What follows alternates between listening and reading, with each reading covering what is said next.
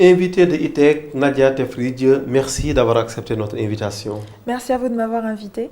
Jeune designer d'origine togolaise, vous vivez au Sénégal, Nadia, depuis 8 ans. Vous faites actuellement partie de l'équipe de YOUX, une agence de recherche et de design digital basée au Sénégal et en Côte d'Ivoire. Après un parcours un peu particulier qui a commencé en médecine et qui finit en marketing digital, vous êtes spécialisé dans le nouveau métier du UX design. Ça veut dire quoi? Alors UX design, c'est pour User Experience Design, donc design d'expérience utilisateur. En gros, ça consiste à améliorer l'expérience que les utilisateurs, que ce soit vous ou moi, avons avec les interfaces. Et c'est quoi les interfaces? Alors ça peut être un site web, ça peut être une application mobile. Pour poursuivre rapidement, après un parcours donc un peu particulier en médecine, vous voilà dans le UX design. Nadia, vous évoluez depuis dans ce domaine, le UX design. Vous avez travaillé sur des thématiques comme l'iconographie africaine et plus récemment le jeu Afro Juggle Challenge. Prétexte de cette interview pour iRadio et ITV, qu'est-ce que c'est pour commencer l'Afro Juggle Challenge? Alors, Afro Juggle Challenge, c'est un jeu de Avouez réflexe. Que ce n'est pas facile à prononcer. Effectivement, mais c'est un jeu de réflexe où on incarne le petit Moussa. Donc le petit Moussa, il rêve de devenir footballeur professionnel. Oui. Donc on le voit au fur et à mesure qu'on avance dans le jeu, pouvoir jouer sur des terrains un peu plus professionnels, avoir des supporters. Il grandit en fait, il évolue. Exactement. On le fait évoluer grâce au score. Et je tiens à rappeler que le jeu est gratuit et disponible sur l'Apple Store et sur Google Play. Et c'est important qu'il s'appelle Moussa et non pas Julien, Alexandre ou Sébastien? Oui, parce que... Ça a du sens ici? Bah écoutez, oui, parce que on veut permettre à tout le monde de pouvoir s'identifier, parce que la majorité des footballeurs qu'on a ici, par exemple, on sait tous qu'ils ont commencé à jouer dans les quartiers, puis qu'ils ont évolué en mode professionnel. On a vraiment essayé de représenter ça et de montrer à tout le monde que avec un petit peu de travail, un petit peu d'entraînement, même le petit Moussa qui a commencé à jouer sur son terrain de quartier est devenu un footballeur professionnel. Un clin d'œil aux masses populaires? Voilà, exactement. Et c'était important justement qu'il s'appelle Moussa. On met là le curseur sur le contenu local? Oui, tout à fait. On préférait, encore une fois, comme je disais, c'est beaucoup plus facile de s'identifier au Sénégal à un Moussa qu'à un Julien, de toute façon. Un Bernard. Ou à un Bernard. Oui, mais le jeu, en quoi ça consiste rapidement? Alors, vous avez, comme je le disais, c'est un jeu de réflexe. Oui, expliquez donc davantage. Vous avez un ballon et vous devez jongler avec ce ballon-là. Donc, dès que la balle arrive, vous tapez. Mais on ne peut que jongler alors qu'il y a tellement d'autres options en football. Pour une première version, on a décidé de partir sur ça. Donc, pourquoi pas pour une des prochaines versions ajouter d'autres mouvements. Comme quoi?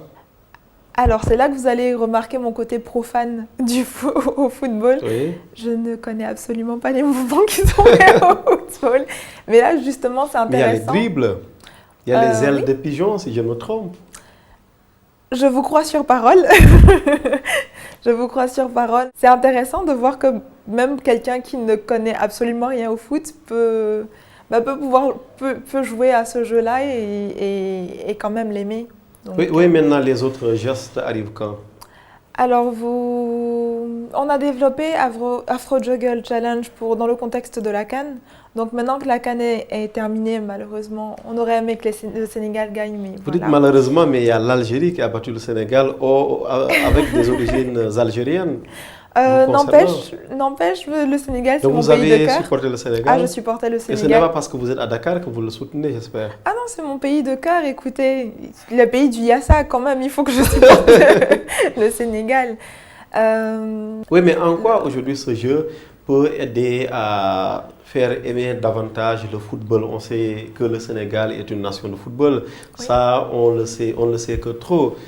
Dernière illustration, si je ne me trompe, c'était le jour où les Lions sont arrivés à Dakar un samedi. Beaucoup ne comprenaient pas d'ailleurs pourquoi cette liesse populaire pour des perdants. Écoutez, moi, je ne dirais pas que c'est des perdants parce qu'ils ont quand même réussi à arriver jusqu'en demi-finale. Mais objectivement, ils ont perdu la coupe. Bah écoutez, ils ne sont pas premiers, mais n'empêche, sur les 24 pays, ils ont quand même réussi à arriver deuxième, Ils sont ce les qui n'est pas deuxièmes, les négligeable. champions, comme on dit. Voilà, ce n'est pas négligeable. Et au-delà du football, parce qu'encore une fois, je le répète, je ne suis absolument pas fan de foot, l'émotion et l'engouement que crée le foot, des événements comme la CAN, quand on a vu le Sénégal battre la Tunisie, l'ambiance qu'il y avait à Dakar était incroyable. Bah, nous, on a essayé quand même de reproduire cette mini CAN là dans le jeu Afro Juggle. Et le contexte vous a aidé? Ah oui, énormément. Comment Parce ça? que à la base, on avait décidé de créer un jeu, mais on n'avait pas forcément d'idée. Donc on s'est dit qu'on allait partir sur la CAN qui commençait un mois plus tard. Et c'est autour de cette thématique-là qu'on a fait un brainstorm, ce qu'on appelle un brainstorm, où on a généré un maximum Les avis de d'idées. beaucoup. Oui, recueillir les avis de beaucoup de gens. Exactement. Et à partir de là, on a choisi l'idée qui était la meilleure et qui était honnêtement la plus réalisable dans le temps imparti, parce qu'on avait quand même pour rappel qu'un C'était seul quoi mois. les autres idées quand vous nous parlez de la meilleure? Le concept de jeu qui m'a le plus marqué en dehors de celui de Afro Juggle était celui d'un joueur qui se retrouvait en Égypte et qui devait jouer entre les pyramides et qui se faisait poursuivre par des momies, ou qui se retrouvait en France et qui se faisait poursuivre par des coqs, donc par les représentations. C'était un clin d'œil aux différents symboles des États, en fait. Voilà, exactement. Donc ça a été marrant, mais Marrant, mais pas retenu. pas retenu Et parce que pourquoi? pas réalisable dans les temps. Oui, c'était trop ambitieux, en fait, comme contenu. Voilà. Dans un premier temps, oui, parce qu'en un mois, je trouve que quand même ce qui a été fait est très très impressionnant pour un mois de travail, sachant que on a commencé tous à travailler ensemble alors qu'on n'avait pas l'habitude, on s'est rencontrés, on a commencé à travailler ensemble directement. Il a fallu quelques petits ajustements, mais pour un mois, le travail est exceptionnel. Et toujours sur ce jeu-là, pourquoi est-ce que c'est important d'avoir un contenu local? C'est important pour moi parce que c'est toujours une histoire de représentation au final. Parce que c'est bien de pouvoir jouer à des jeux comme, je sais pas, Subway Surfer par exemple, où c'est marrant, on voit le petit bonhomme et tout, sauf que le petit bonhomme il est blanc. Voilà. Il faut qu'on puisse quand même si c'est juste au niveau d'un jeu vidéo, qu'on puisse se reconnaître dans un des personnages et se dire, ah tiens, le personnage du jeu il me ressemble et si lui peut y arriver, pourquoi pas moi? Donc voilà. Donc le jeu, il parle aux Sénégalais, il parle aussi aux Africains?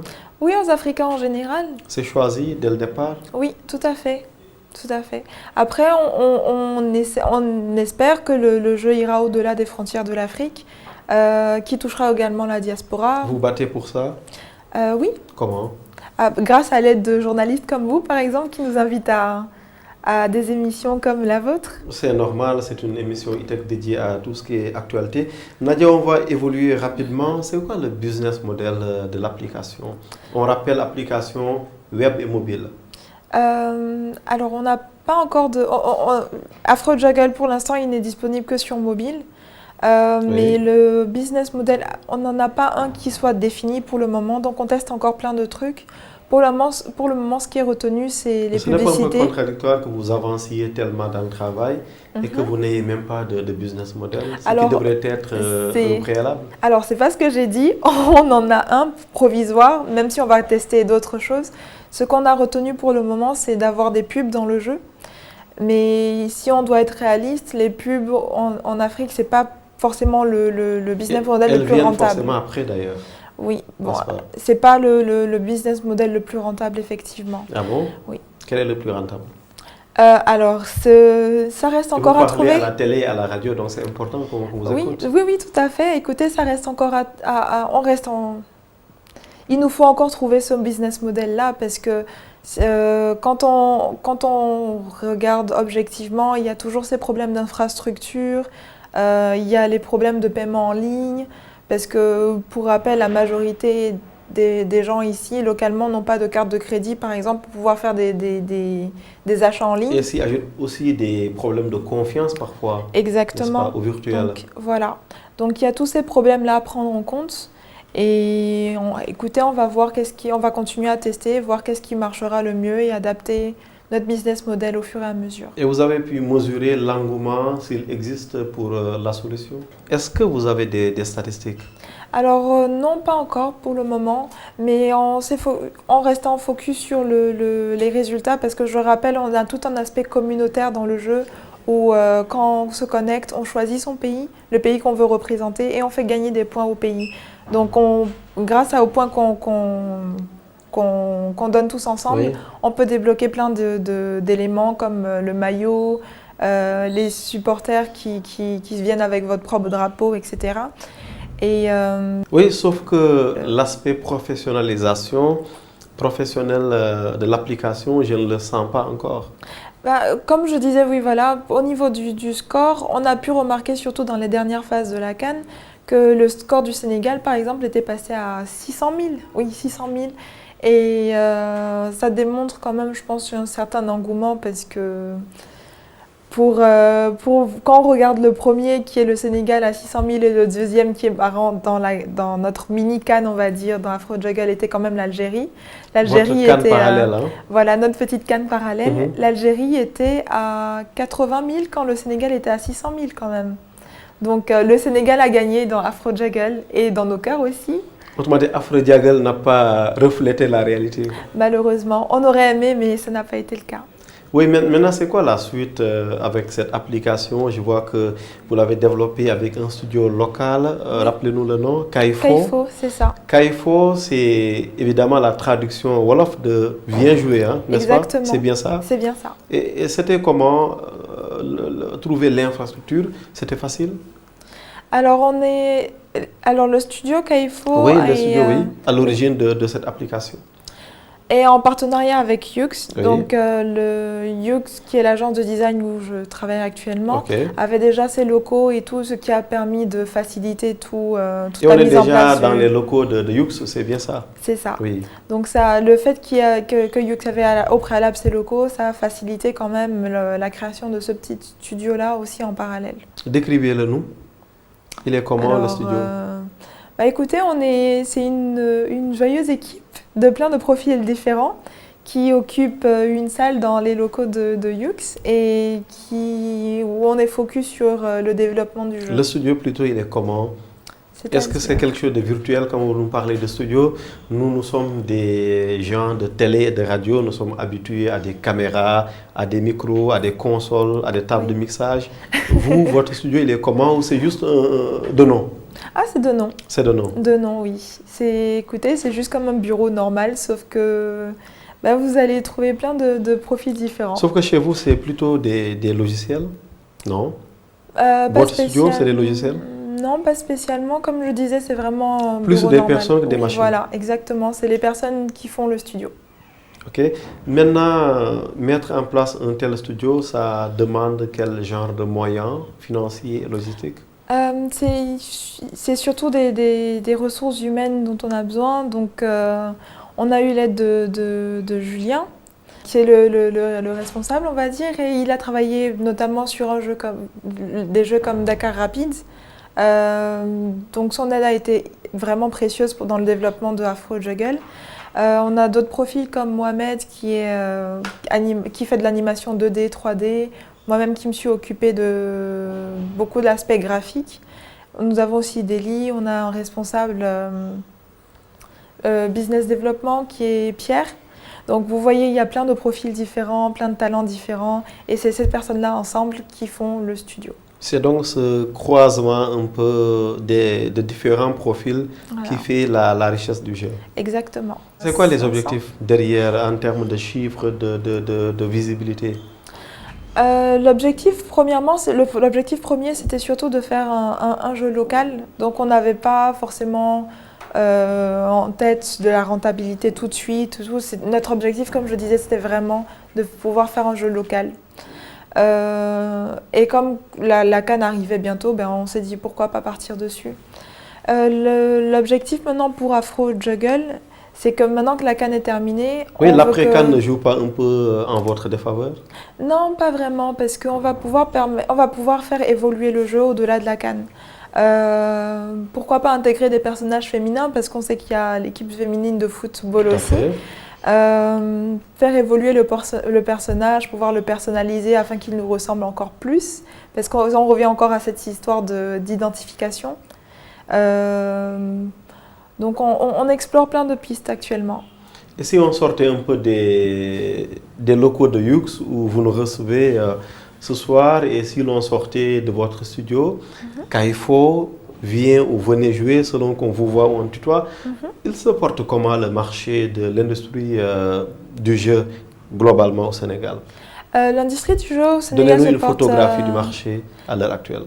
l'industrie du jeu au Sénégal se porte très bien actuellement, notamment avec l'explosion de l'utilisation des smartphones. Du mobile. Voilà. On a une étude qui sera bientôt publiée, qui a été menée par Yux, sur les habitudes de jeu au Sénégal et en Côte d'Ivoire. Et on a pu voir dans cette étude-là que la majorité des gens jouaient principalement sur leur mobile. Donc déjà quand on voit ça, on peut se rendre compte que plus il y a de personnes utilisant de mobiles, plus il y a de potentiels joueurs pour nous. Et au-delà de ça, vous avez plein de tournois qui sont organisés aussi au Sénégal, pas forcément dans les jeux du mobile, donc dans des jeux un peu plus... des jeux sur console par exemple, notamment le tournoi qui avait été organisé par Orange. Oui, à Dakar, aux Almadies. Exactement. Oui. Et à l'occasion du Dakar Digital Show, on le précise, de Sonatel. Exactement. Et en dehors de ça, je sais qu'il y a énormément de Mais qui sont les tournois. grands acteurs de ce marché-là? Alors malheureusement, je ne pourrais pas vous donner de nom actuellement. Je sais qu'il y a très peu de jeux qui sont faits localement. S'il y en a qui sont faits, en tout cas, je ne suis pas au courant. Très peu de jeux localement, un problème de demande peut-être qui fait défaut? Je ne pense pas que ce soit un problème de demande, mais plus un problème d'offre au final. Parce que comme on le disait, mettre en place un studio, ce n'est pas évident. Réunir tous les profils qu'il faut pour faire un jeu, ce n'est pas évident non plus. Autrement dit, les ressources humaines. Voilà, après il faut quand même trouver... il y a le problème d'infrastructure, il y a les problèmes de... On a besoin de quelle infrastructure pour mettre en place un bon jeu? Déjà... un bon jeu et un beau jeu. Oui. Les deux. Déjà, il y a tout l'aspect matériel qu'il faut prendre en compte parce que... Mais quel type de matériel? Nommez les choses pour qu'on vous comprenne bien, par exemple. Déjà des PC assez puissants pour pouvoir permettre la conception de des jeux. Ordinateurs. Oui, voilà, il y a des logiciels. Comme moi, par exemple, j'ai principalement travaillé sur Adobe Illustrator. Donc, arriver à avoir ces logiciels-là. Il y a également le logiciel Unity, sur lequel a été codé le jeu. Et sur lequel on a fait également l'animation. Il y a... Alors c'est tout ce qui me vient en tête pour le moment. Je suis sûre qu'il y a plein de trucs que j'ai dû omettre, mais voilà. Oui, et c'est quoi aujourd'hui la perspective, l'avenir du marché au Sénégal? On sait que le mobile explose en Afrique.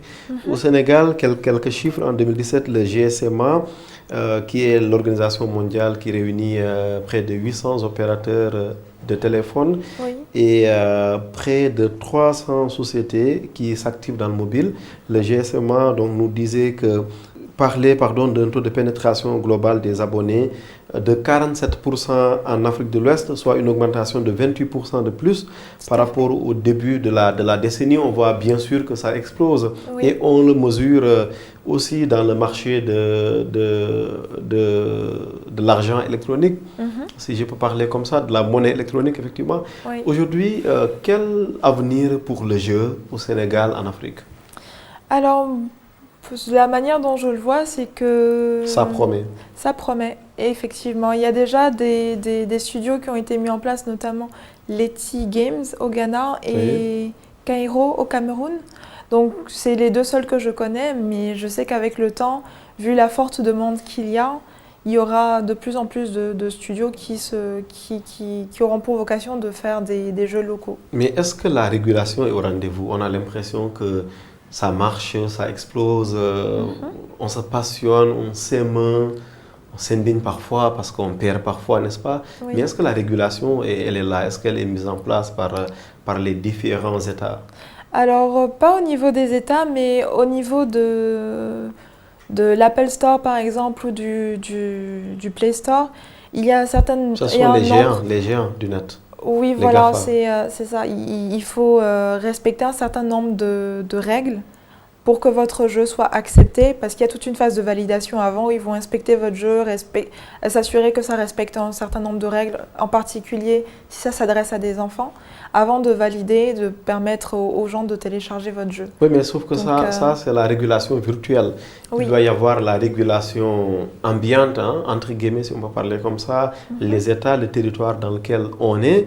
Oui. Et c'est tout le sens d'ailleurs de la problématique un peu des GAFA, qui font des bénéfices ailleurs ou sur un territoire donné sans y être forcément. Je n'ai pas énormément de Tout à connaissances sur fait. ce terrain-là, donc je préférerais ne pas m'y avancer pour ne pas dire de bêtises, on va Et dire. ça vous grandit plutôt, Nadia. Invité de ITEC de ce jour pour iRadio et ITV. Très rapidement, pour évoluer un peu, en dehors du Sénégal, on a parlé du Ghana, n'est-ce pas, du Cameroun. Quels sont les autres pays où ça marche? C'est principalement, pour l'instant, ces deux-là que je vois. Après, il faut prendre aussi en compte plein de trucs comme une très bonne connexion Internet, comme je ne peux prendre comme référence que mon pays, le Togo, où Oui. la connexion est abominable. Donc, Ah bon? ah oui, la connexion Internet au Togo est abominable. Donc, développer des produits qui sont à vocation donc, de téléchargement et tout, dans ce contexte-là, c'est beaucoup plus compliqué. Donc, il y a tous ces paramètres-là à prendre en compte. Pour le moment, il n'y a que le Ghana et le Cameroun qui se démarquent, avec le Sénégal, bien sûr. Oui, l'inclusion également à prendre en compte. On sait qu'évidemment, tout ne s'arrête pas à Dakar, tout ne s'arrête pas dans les grandes villes. On a des villages, je ne dirais pas déconnectés, parce que pour être déconnecté, faudrait-il être connecté, mais qui sont oubliés simplement. Quel plaidoyer aujourd'hui de votre part en direction des pouvoirs publics, des autorités? Écoutez, le fait d'être connecté, ça permet de s'ouvrir au monde et c'est important. Donc, il faut que les gens puissent prendre conscience que, comme vous l'avez si bien dit, leur monde ne s'arrête pas à la région où ils habitent ou au village où ils habitent. Et c'est toujours bien de pouvoir apprendre des autres cultures. Et ça permet déjà de faire grandir en tant que personne. Et puis voilà. Qu'est-ce que vous faites vous-même, qui êtes basé à Dakar, dans ces jolis studios? Est-ce que vous sortez de cette zone, de ce quartier de confort, point E, pour aller voir un peu comment ça se passe dans les villages? Alors dans les villages, je vous avoue, je n'y suis pas allée moi-même. Le plus loin que j'ai été au final, c'est Saint-Louis. Mais il y a donc la structure où je travaille, Yux, qui a tout un département de recherche et qui mène plusieurs études, donc notamment l'étude sur le jeu qui a été mené, et qui vont dans des régions justement pour interroger les gens sur leurs habitudes de connexion. Et ça se passe comment, la confection d'un jeu? Vous êtes dans votre monde, dans votre studio virtuel, enfermé pour décider qu'on mettra en place au point tel jeu à partir de telle date, ou c'est plutôt une descente sur le terrain et que le jeu n'est mis au point qu'après cela? Alors déjà, bon, comme je vous l'avais dit, on avait la CAN qui approchait. Nous, on voulait faire un jeu, c'était clair. On avait la CAN qui approchait, donc on est parti sur ça.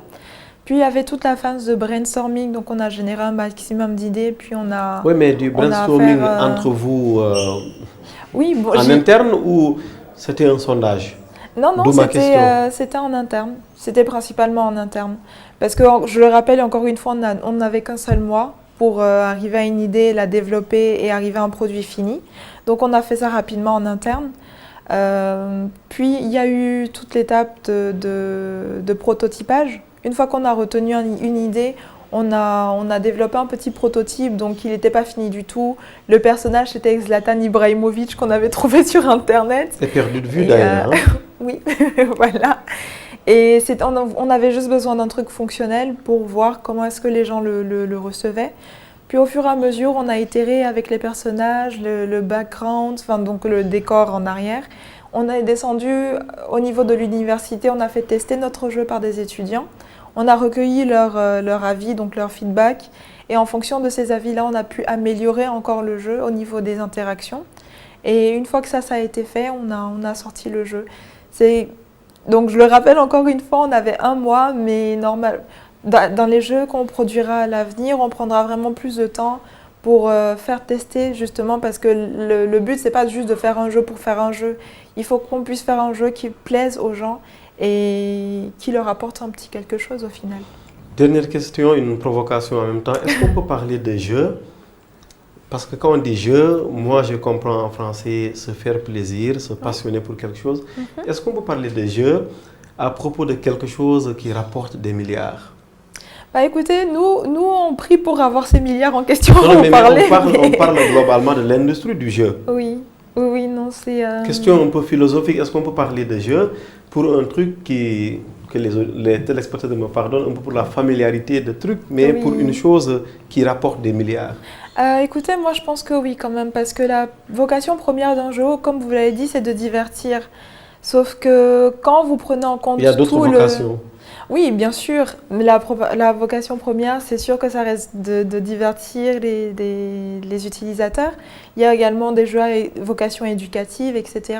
Mais se divertir et empocher de l'argent, peut-être on ne saurait demander mieux, n'est-ce pas? Oui, c'est sûr. Bon, après j'y venais, mais quand vous prenez en compte tout ce qu'il faut pour réunir, pour pouvoir produire un jeu, c'est énorme et il faut pouvoir dégager un minimum de profit pour pouvoir continuer à produire des contenus de qualité. Et voilà. Merci beaucoup Nadia Tefri. Je vous en prie, merci à vous de m'avoir invité encore une fois dans votre émission. C'est normal. Merci à vous, très chers amis, auditeurs, amis, téléspectateurs. Merci encore une fois de nous avoir suivis. Nadia Tefri, vous êtes jeune designer d'origine togolaise et j'ajoute pour coller à la couleur, comme on est à la télé, algérienne également. Vous vivez au Sénégal depuis 8 ans. Vous faites actuellement partie de l'équipe de YUX, une agence de recherche et de design digital basée au Sénégal et en Côte d'Ivoire et qu'actuellement vous travaillez notamment sur ce jeu qui a fait l'objet, qui a été le prétexte de ce numéro E-Tech. Merci infiniment. Rendez-vous la semaine prochaine.